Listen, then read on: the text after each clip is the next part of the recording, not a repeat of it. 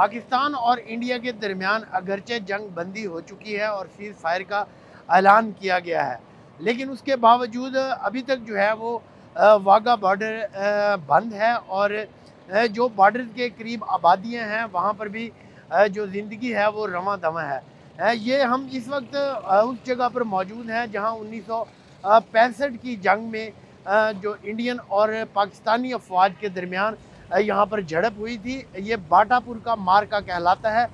Baloch regiment کے فوجی جوان پاکستان کے شہید ہوئے تھے، ان کی یہ جو ہے وہ یادگار بنائی ہوئی ہے۔ آئیے اب چلتے ہیں کہ اس علاقے میں دیکھتے ہیں کہ لوگ کیا کہتے ہیں اس حوالے سے اور معمولات زندگی کیسے گزار رہے ہیں۔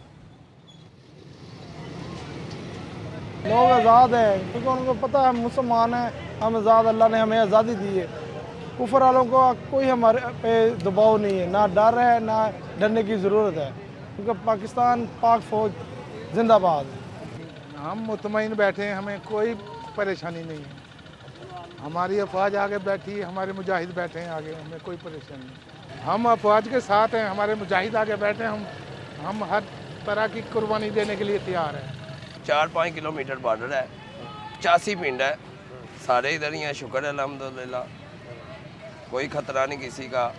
پھر بھی گردار قوم ہے، ان کا کوئی پتہ نہیں چل سکتا یہ کیا کر سکتے ہیں کیا نہیں۔ بچے بھی نال تیار، اسی بھی تیار، بھاویں غریب ضرور ہیں تے مراں گے تیرے نال ہی، اسی بھی ملک نہیں چھڈ کے جاواں گے اپنا۔ انڈیا سوچے گا بھی نہیں ہوں جنگ لگن والا، یہ ہوں کہہ رہے ہیں نا یہ ہو گیا وہ ہو گیا، نہیں، یہ ساری فوج انشاءاللہ ساڈے نال ہے تے اسی انہاں دے نال ہاں۔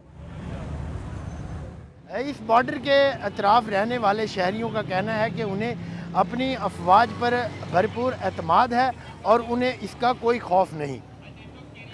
اب تک کے لیے اتنا ہی۔ ارشد چودھری کو اجازت دیجیے۔ مزید خبروں اور اپڈیٹس کے لیے دیکھتے رہیے انڈیپینڈنٹ اردو۔